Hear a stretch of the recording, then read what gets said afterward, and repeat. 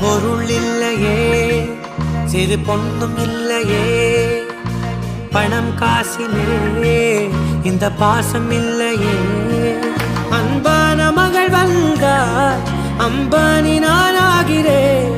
இந்த இன்ப மகாராஜ பெற்ற புது ரோஜா எலிசபெத் ராணியின் பேத்தியே. தாயே தாயே மகளன வந்தாய், தந்தை சிந்தை நலமுற வந்தாய்.